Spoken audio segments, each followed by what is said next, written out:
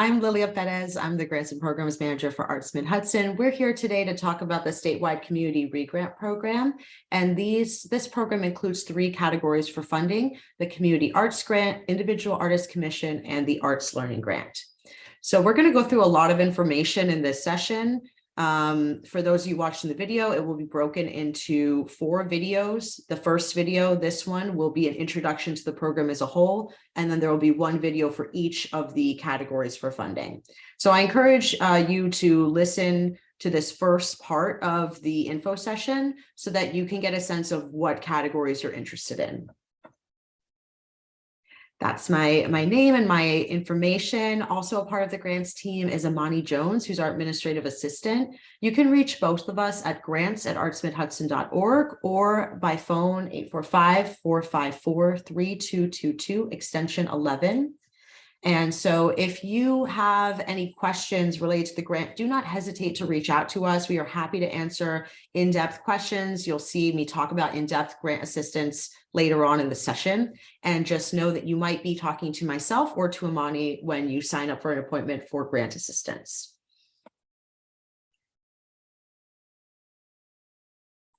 This is a public funding program. So, of course, we are happy to accommodate, to make any accommodations that you might need that might help you facilitate your participation in this funding program and in submitting an application. And what I like to do is just leave the door completely open and say, please contact us if there is any kind of accommodation that you need. These might include translation services for grant assistance, large text documents, technical support, additional technical support. We really, there's very little that we won't attempt to help you with. So please don't hesitate to ask and reach out to us. And just know these are some of the things that we are able to offer. There is closed captioning available on this session at the bottom. And as we all know, this session is being recorded.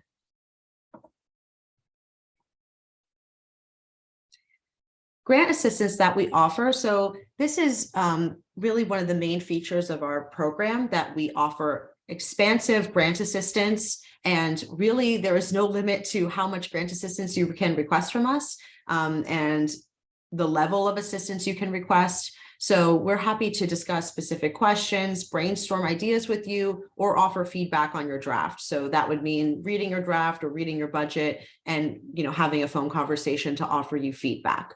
You can make an appointment to have grant assistance, to have a one-on-one meeting with us at artsmidhudson.youcanbook.me. It's also linked on our website.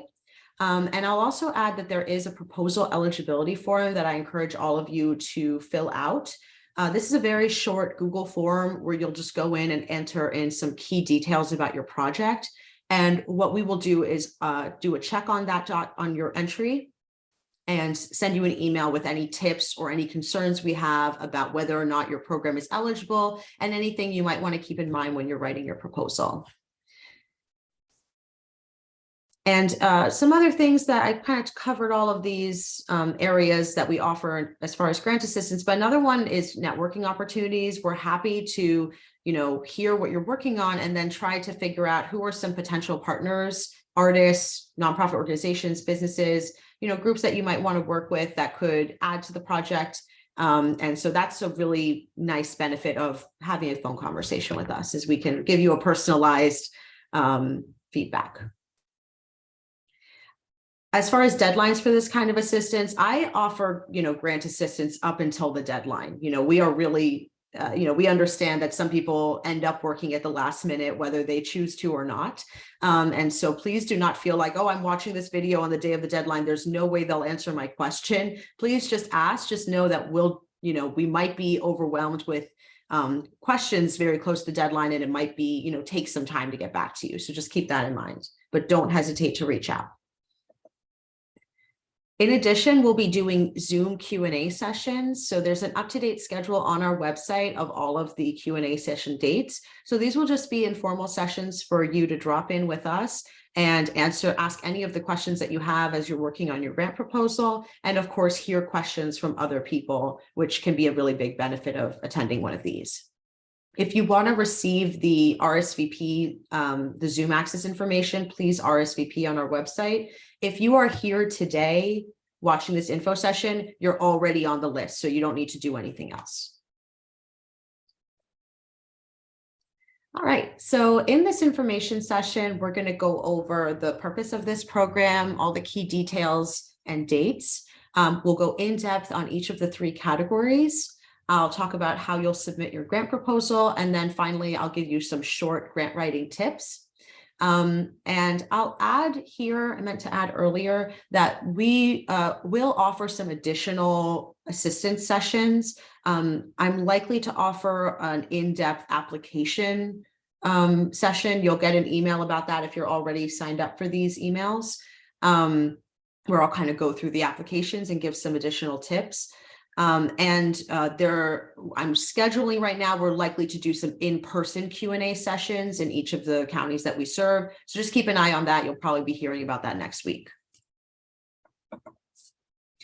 Okay, great. So the purpose of this program. So first of all, this funding program comes from is funded by the New York State Council on the Arts with the support of the Office of the Governor and the New York State Legislature. So this is public funding, it's taxpayer dollars, and that's something to keep in mind as you're working, starting to think about what you'd like to apply for this program. It is something that is coming from public funding and therefore should be serving some kind of public benefit.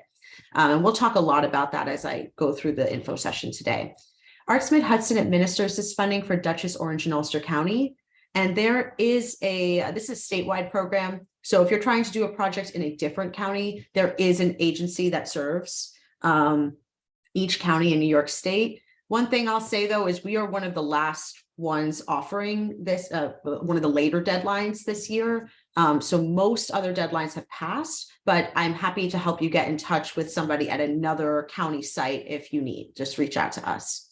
And just as a note, this program was previously called the Decentralization Grant Program, or referred to informally as DEC.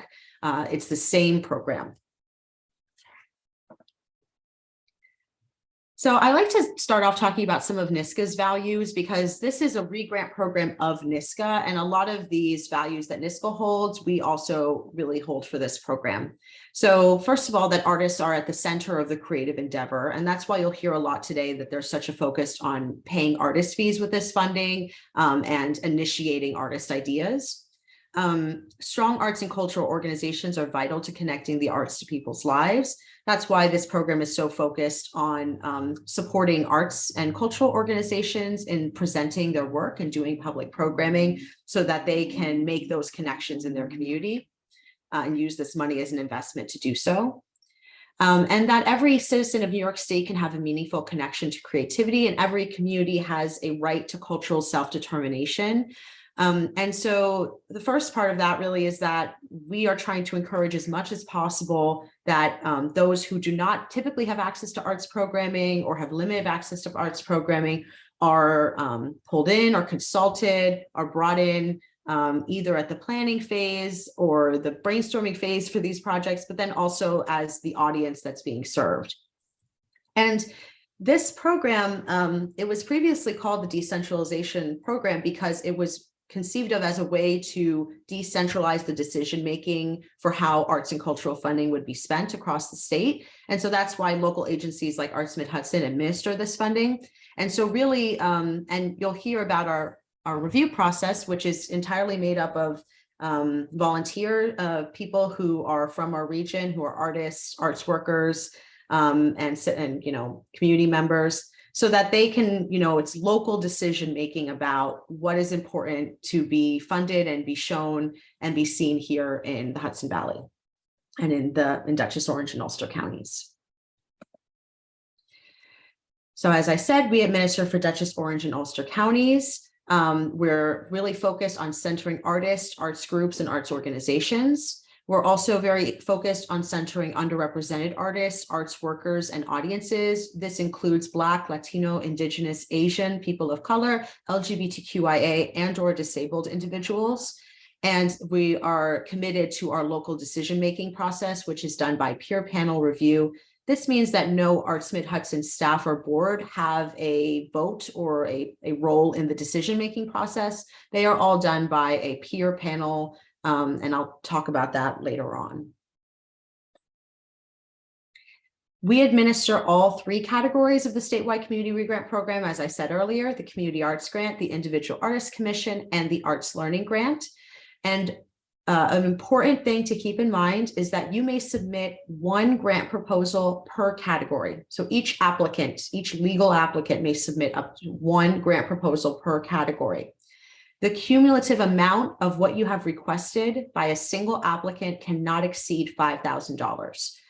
So we'll talk about what this means, the math of it in a minute when we talk about the funding amounts. But that means that as a whole, even if you've submitted 2 applications for funding, for example, you cannot have requested more than $5,000 in total. Okay. Our important dates. So the deadline is March 16th of this year. The process will close at midnight and you'll receive grant notification in April of this year. Funded projects must occur during the calendar year from January 1st to December 31st. So this means that we will fund things that have already occurred or will be occurring during our review process. And the process for this, if you are concerned that your project has already taken place or it's going to be taking place kind of right at this moment when the deadline is happening or when the review is happening, just reach out to us. That's the benefit of applying to or submitting to that proposal eligibility form. We can identify some of those things and give you some tips. But the tips I'll point out here are, if the program has already occurred by the time you're submitting the application, you definitely want to have good documentation of the event as your work samples and some facts about what the attendance was like and how the program went. It should not be written as a perspective, something that you're proposing that you will do if you already have done it. If it's happening that you have to submit the application March 16th and the program's taking place March 25th, right? Then after the programs takes place, I would recommend emailing us a quick, update, maybe a paragraph that we can read to the panel during the meeting. And we will send out an email requesting that to everyone once we have all of our submissions in. Just letting anyone know if you want to submit an update, you are welcome to do so. Okay, so now I'm going to go over the key details for each category for funding, starting with the community arts grant, which is our the category we get the most applications for, and it's our broadest category in terms of what it will fund. All right, so the focus of the community arts grant is to fund public arts and cultural programs such as exhibitions, festivals, performances, workshops, and more. Funded programs must have an arts activity as the primary focus. Talk about that more when we go in depth on this category. This is the biggest new thing for this year, and I'm really excited about it because we are doing this in response to a lot of feedback that we have received. So applicants this year may request either $2,500 or $5,000. This is no longer a range grant, at least for this year and for next year. It is a set grant amount. So you can request $2,500 or $5,000. If you are awarded, you will receive your full request amount. You will not receive less than the amount you requested. Okay. There is no cash match. So say your entire project budget is $5,000, you can request $5,000 and that's the totality of what is going towards the project. That's completely fine. I'm happy, I think this is new. It's hard for me to say at this point, to theorize around the strategy about this, what should I go for? Should I go for the $2,500 or should I go for the $5,000? You'll hear me say this later on when I talk about budgets. I always recommend going with the amount that you need, that you can support with the budget and with the description of how you'll spend the funds. If you need $5,000, you should go for it. And if you feel like that's too much for what you're trying to do, or if you're trying to submit another proposal in another category, then you would go for $2,500. So we'll talk about that in a second too. Mediums, all expressive artistic disciplines are eligible, including but not limited to visual, performing, written, digital, traditional, and experimental mediums. As we said before, all funded activities must take place between January 1st and December 31st of this year. in Dutchess, Orange, or Ulster counties, and in the same county as the legal applicant. I will talk about, you'll see later on, we offer a variety of ways that you can apply to this program to accommodate, a myriad of situations for applicants and projects. The core of it, though, is that the project must take place in the same county as the legal applicant, aka the county that we sent the check to. If we sent the check to Dutchess County, the project has to take place in that county. All activities in this category must be open and promoted to the public for participation. So these are all things that are open to the general public, not for members only, or happening in a school for kids in a class. It has to be open for anyone to attend.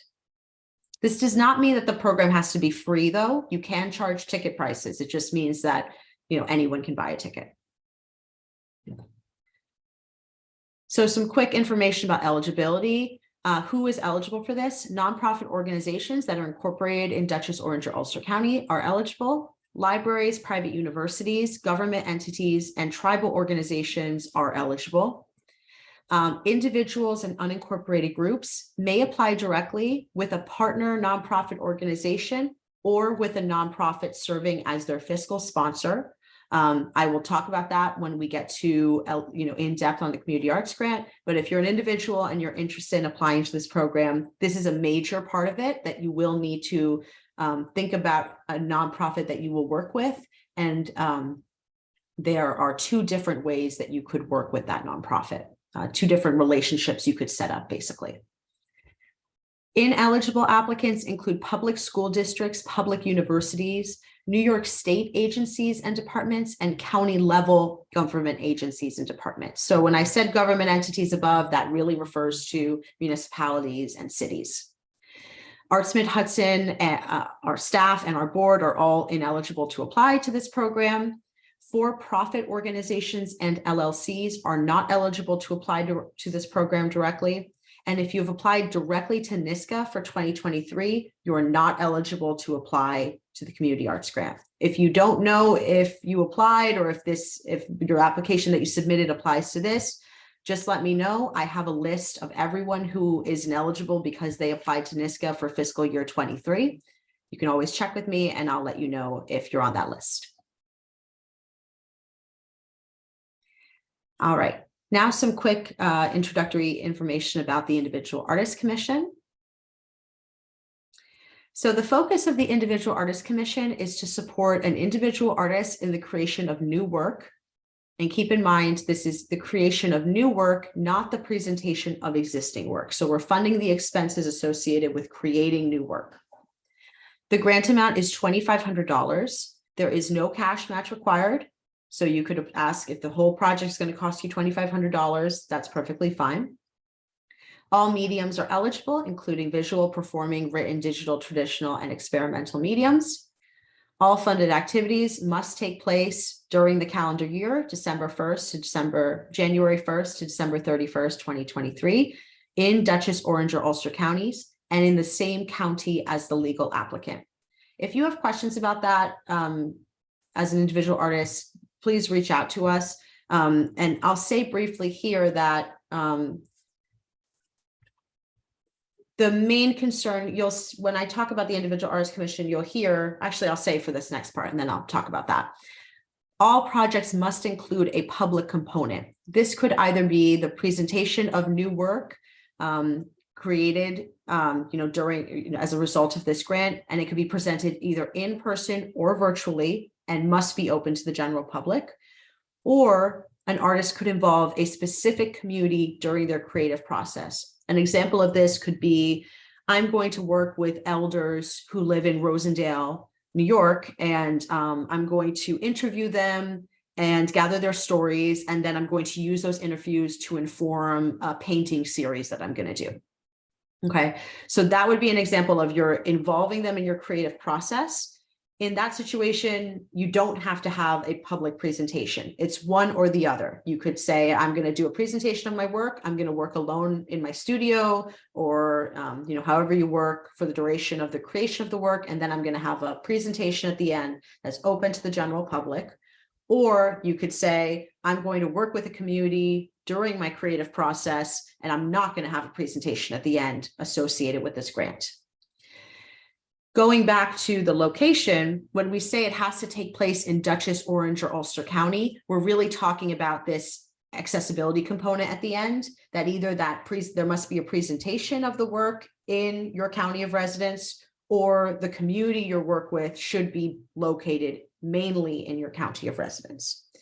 This is can get very, again, to gray area very quickly, like, is this eligible? Is this not eligible? How does this sound? Please just make an appointment with us and let's discuss it so that we can make sure you're on the right track.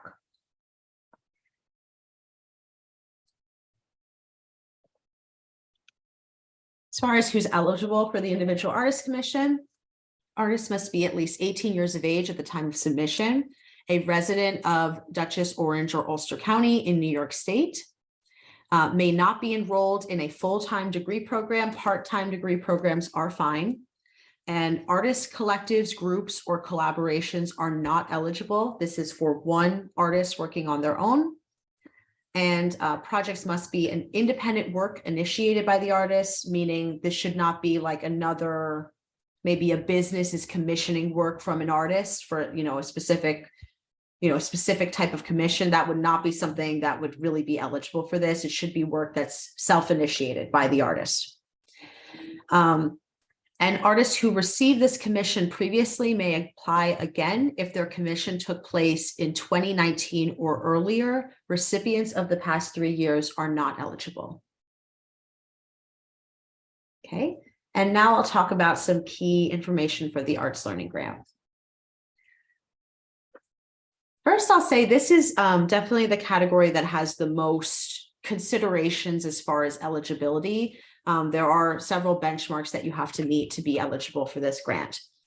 So I'll start by saying the focus of this is to provide sequential skill-based workshop series of at least 3 sessions for a closed group of learners that are either in school or out of school, after school.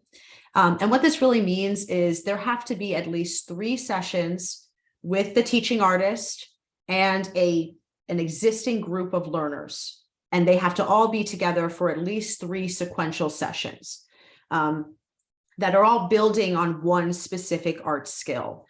So an example of this would be a teaching artist, and I'm going to use an example of something that we funded before because it was wonderful. A teaching artist, a dancer, went into a senior living facility and gave a movement workshop over 3 sessions for only for residents of that senior living community. It was closed only to those members. And there were 3 sessions that built upon each other. They were all focused on movement. An example of something that would not be eligible for this is, say, a library is going to have a 3-part workshop series, but anyone can sign up. Anyone in the public can sign up or drop in on the day of. And the first session is painting. The second session is drawing, the first session is painting. The second section is ceramics. And the third one is collage. That would not fit this category. That would be a much better fit for the community arts grant. So that's really the key difference. Is it open to the public? And is the learning sequential across the 3 sessions? This is, if you're planning a workshop series and you're trying to figure out, is it a better fit for the project, for the community arts grant or for the arts learning grant? Definitely good to make an appointment with us to check, or just submit that proposal eligibility form. This is one of the main areas that I catch, in that eligibility check. The funding amount is the same as the community arts grant.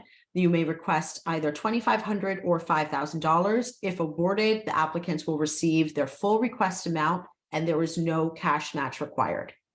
All expressive artistic disciplines are eligible, including visual, performing, written, digital, traditional, and experimental mediums. All funded activities must take place from January 1st to December 31st, 2023 in Dutchess, Orange, or Ulster counties and in the same county as the legal applicant. And all arts learning projects are intended to serve a closed, dedicated group of learners, which could be either in-school students or youth or adult learners in another setting. does not need to be open to the general public for participation. I'll give an example too of an in-school. Actually, it might be easier if I go to the next slide. So an example of an in-school project would be a teaching artist going into a class, say it's a history class, and the teaching artist is going to go in and they're going to do, I'm going to use an example actually I had when I was a kid. I had a history class, we were learning about ancient Japan, and a calligraphy artist came in and taught us some Japanese calligraphy for multiple sessions, you know, in my history class. I think it was like in 8th grade or something.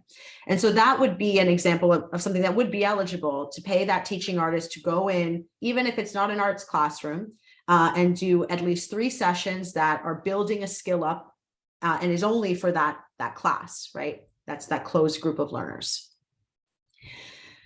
Okay, and then in-school program eligibility. So nonprofit organizations incorporated in Dutchess, Orange, and Ulster County are eligible to apply for an in-school program. Individuals and unincorporated groups are eligible, and all applicants must be partnered with an eligible partner public school. So that just means a public school.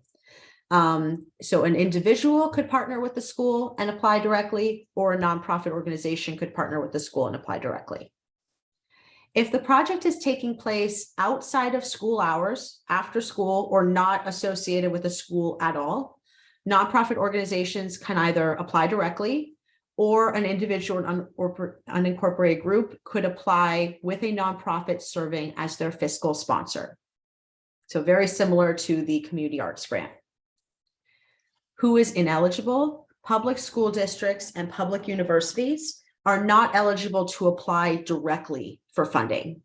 They can apply, you know, as a partner school with a, you know, eligible applicant up here.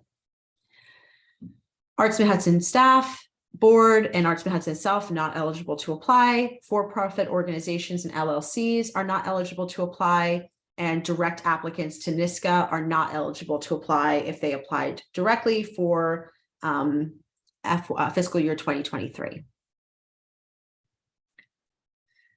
Okay, inclusion and accessibility. So I want to talk a little bit about, you know, some of the focuses for our program that we are really interested in providing, you know, striving toward broad inclusion and true access to arts and cultural programming for all.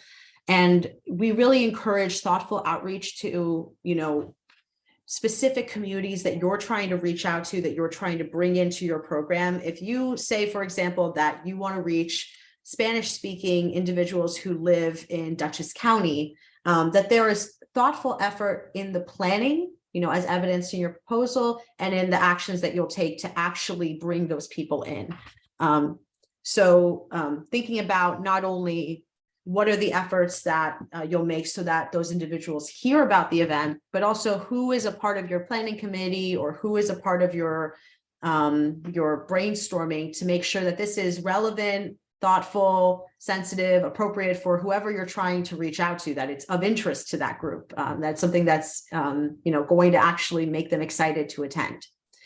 So I really like to encourage applicants to think about it at every step of your process, not just like, how are we going to get people here who haven't been to our program before? How could you get those people in earlier, or even if they're not a part of the planning process, how could you talk to them and get their feedback and help that inform your planning process so that you're doing something that will really serve them? And we really encourage specific outreach and inclusion efforts to reach underserved audiences. And so that means not just thinking about, you know, these terms that we use for the ease of doing these presentations, right? Underserved audiences, underrepresented artists. They're terms that get thrown around a lot, but they are not a monolithic group of people. There are a lot of there's so much diversity in what those terms mean. And so there should really be specific outreach and inclusion efforts to different groups of people that kind of, you know, inevitably fall under these banners that we use when we're talking in these types of sessions. So to further, give some definitions about specifically what I'm talking about, these are groups who may have limited access to arts programming, services, or resources due to their location, race, economic status, gender identity, sexual orientation, age, religion, disability, or other factors. And some groups that may be underserved by the arts in our region include Black, Latino, Indigenous, Asian, people of color, LGBTQ+, disabled, elder, youth, rural, and or low income audiences. So not every project can serve everyone. Not every project should serve everyone. There are some things that maybe we're really focused on doing a project that's going to serve, I'll use the same example, Spanish speaking individuals in a specific area. But I would really encourage you to think about how can you be as broadly inclusive as possible, and how can you thoughtfully serve everyone that you're trying to bring into your program. Accessibility. So we say that priority will be given to activities that take place in locations that are fully compliant with the American Disabilities Act. And we really encourage you to consider accessibility before the event, during the event, and after the event, in terms of how you're seeking feedback on how the event went, what's going to happen during the event, and how are you going to let the public know that the event will be accessible to them. There is an ADA hotline that offers a lot of great information if you have questions. It's listed here, 1-800-514-0301. There's also additional information online if you search Americans Disability Act. And there's a lot of things that we could think about when we're thinking about accessibility. So planning, of course, to ensure that individuals with physical disabilities may fully participate, resources for blind individuals, resources for people who are deaf or hard of hearing, translation services, free or what you can pay what you can programs, transportation assistance, childcare assistance, in-person or virtual consideration, having hybrid programs, and how you're going to do outreach. Again, not every project can, has the resources to fully do everything that they can for all of these areas of accessibility. But I encourage you to use these funds to try to add, maybe you're doing some of these things already, but you're not doing one of them. And you could think about how can you use some of the grant funds to bring that in to this project that you're requesting funding for. Okay, I'll talk about our process for this, and then I'll take a quick break for the people that are here just to answer some of the questions that have come in, and we'll continue talking about the 3 categories. So just in general, I'm going to talk about some projects that are ineligible across the board. So we cannot fund any projects that result in permanent public art. These include permanent murals, sculpture, or permanent landscape art and architecture. This is because we cannot fund anything this is public funding, and we cannot fund anything that would change the value of a building or land. Temporary public art is totally okay, encouraged. So maybe you're going to do a mural, but it's going to be on plywood, and it's movable. It's not permanently affixed to the wall, for example. Projects that are primarily recreational, therapeutic, rehabilitative, or religious in nature are not eligible. If you have questions about whether your project, is going to read as primarily focused on one of these other areas, that's a good thing to chat with us about. And another thing that we check for when looking through those proposal eligibility forms. This comes directly from NISCA. These are activities that we are not able to fund.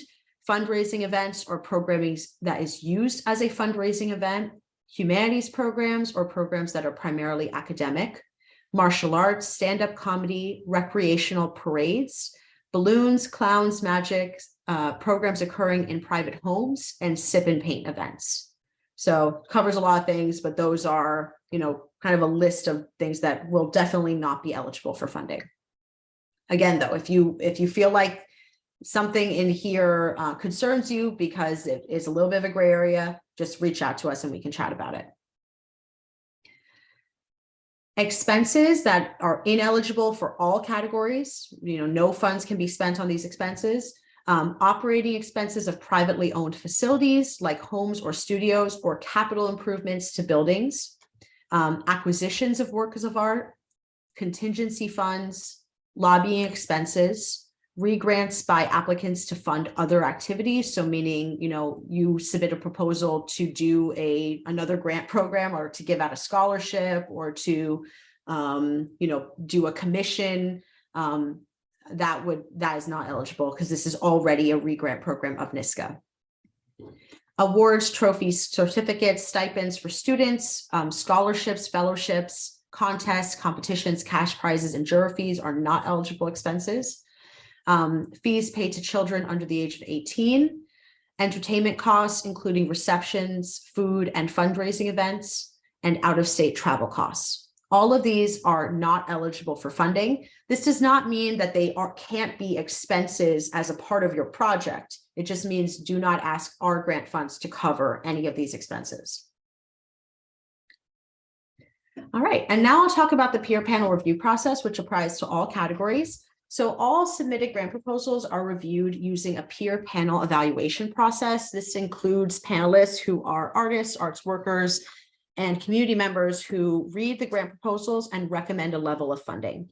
There are new and returning panelists every year.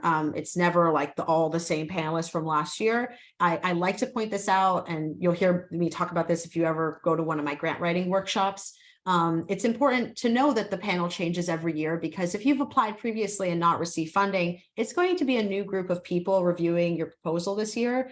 And groups of people that they can come up with very different recommendations from year to year. Sometimes, for example, I think something is definitely going to get funded and it doesn't hit with the panel. And so, it's a different group every year, and I encourage you to continue applying. If you didn't receive funding previously, or if you don't receive funding this year, just know that the panel is changing. Each county will have a separate panel composed of individuals who live in that county for the community arts grant. Depending on how many applications we get in the other two categories, we've done it some years where it's one panel for all three categories, or and that would mean there's an even number of panelists from each county.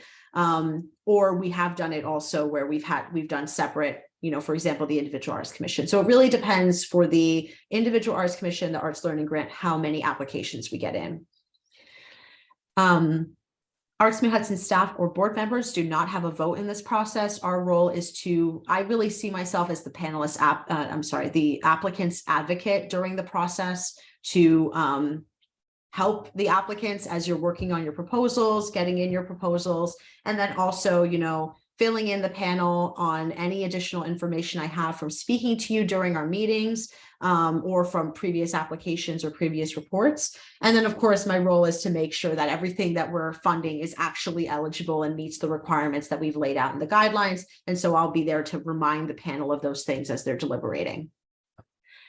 Panelists can have access to information on previously funded projects. So if they request it, we'll provide final report information if you received funding in the past couple of years. And just note, prior grant funding does not guarantee continued support. Just because you received a grant previously does not mean that we can guarantee a grant this year. If you would like to nominate yourself or someone else to serve as a panelist, please do. We really use this form when stuff comes in. I always kind of follow up with them. So the link is listed there. It's also in the guidelines and on our website, tinyurl.com/AMH-panel-nomination. And of course, if you're applying this year, I can't put you on a panel for an application that you've applied to. But if you're interested, I might be able to put you on a different panel this year, or reach out to you for a future panel. And the last thing I want to note here, before I get into the details for each category, is the reporting requirements if you do receive funding. If you receive funding, we're going to ask you to submit an interim, a final report, and just keep us updated of any major changes that happen to your project. The interim report is very short. It's a paragraph, just updating us on how the project's going. Final report requires some more information.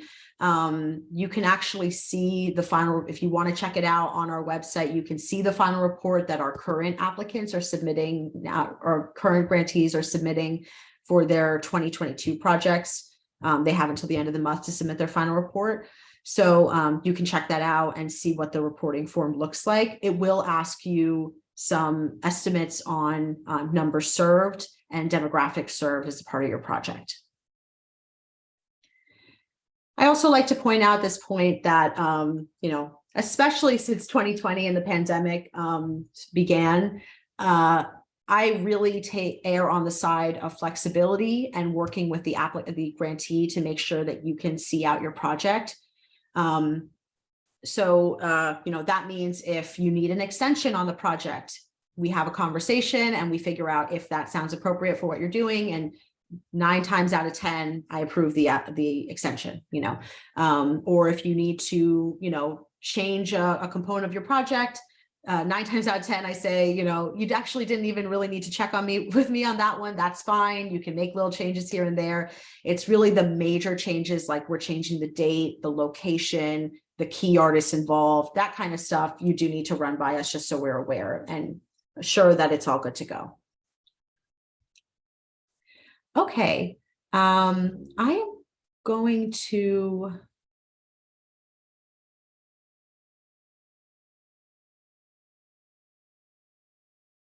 you know, I was going to pause to answer some questions for the people that are here, but I'm going to ask you guys just to hold on a little bit longer. I think it will be easier if we just get through the material and then I answer your question.